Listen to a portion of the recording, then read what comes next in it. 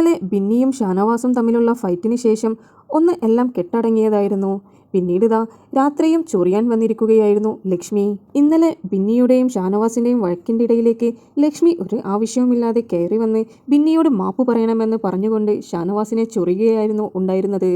അക്ബറും ഒണിയലും ഷാനവാസും സംസാരിച്ചു കൊണ്ടിരിക്കുമ്പോൾ ലക്ഷ്മി അവിടേക്ക് വരികയായിരുന്നു.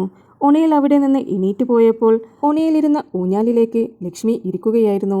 അപ്പോൾ തന്നെ ഷാനവാസ് പറഞ്ഞു, ഒണിയൽ, നിന്റെ സ്ഥാനത്ത് നീ ഇരിക്കാത്തത് കൊണ്ട് വേറെ എന്ന് പറഞ്ഞ് വിഴുങ്ങുകയായിരുന്നു. അവനവൻ ഇരിക്കേണ്ടിടത്ത് ഇരുന്നില്ലെങ്കിൽ അവിടെ ഡാഷ് ഇരിക്കുമെന്ന തരത്തിലായിരുന്നു ഷാനവാസിന്റെ സംസാരം. വീണ്ടും ചൊറിയാൻ വന്ന ലക്ഷ്മിയെ ഷാനവാസ് നന്നായി ആക്കി വിട്ടിട്ടുണ്ട്.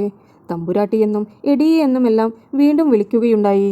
ഒരുപാട് തവണ ലക്ഷ്മി എടി എന്ന് വിളിക്കരുതെന്ന് പറഞ്ഞിട്ടും ഷാനവാസ് വിളിക്കുമെന്ന് പറഞ്ഞുകൊണ്ട് കയർത്ത് സംസാരിച്ചു കൊണ്ടിരിക്കുകയായിരുന്നു. അക്ബർ ഇതിനിടയിൽ ഇടയ്ക്ക് ചോദിക്കുന്നുണ്ടായിരുന്നു, ലക്ഷ്മിക്ക് അതിൽ കയറി ഇടപെടേണ്ട യാതൊരുവിധ കാര്യവുമില്ല. കണ്ടന്റ് ഇല്ലെങ്കിൽ വേറെ എന്തെങ്കിലും പരിപാടി ചെയ്യ്, അല്ലാതെ മറ്റുള്ളവരുടെ വഴക്കിന്റെ ഇടയിലേക്ക് അനാവശ്യമായി വലിഞ്ഞു കയറരുത് എന്നുള്ള തരത്തിലെല്ലാമായിരുന്നു അക്ബർ സംസാരിച്ചു കൊണ്ടിരുന്നത്. അക്ബറിനും ഒണിയലിനും ചെറിയ ഒരു ദേഷ്യം ലക്ഷ്മിയുമായി ഉണ്ടായിരുന്നു.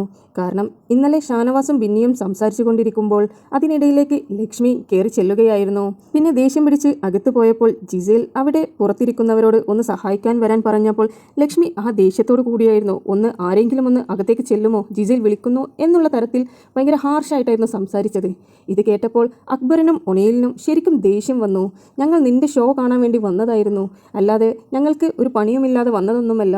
നീ ഇത്രയ്ക്കും ദേഷ്യം പിടിക്കേണ്ട ആവശ്യമൊന്നുമില്ല. അങ്ങാടിയിൽ തോറ്റതിന് അമ്മയോട് എന്നുള്ള സ്വഭാവമായിരുന്നു ലക്ഷ്മി കാണിച്ചു കൊണ്ടിരുന്നത്. ഇതിന്റെ മേൽ അക്ബറും ഒണിയലും ലക്ഷ്മിയുമായി കയർത്ത് സംസാരിച്ചിട്ടുണ്ടായിരുന്നു. എന്തായാലും ലക്ഷ്മി ഇന്നലെ ഷാനവാസിനെ വീണ്ടും ചൊറിയാൻ പോയപ്പോൾ ഷാനവാസ് അങ്ങ് മാന്തി അകത്തേക്ക് തന്നെ പറഞ്ഞയപ്പിച്ചു. നിങ്ങൾക്ക് ബിബിയുടെ പുതിയ അപ്ഡേറ്റ്സ് അറിയുവാൻ താല്പര്യമുണ്ടെങ്കിൽ ചാനൽ സബ്സ്ക്രൈബ് ചെയ്ത് സപ്പോർട്ട് ചെയ്യുക.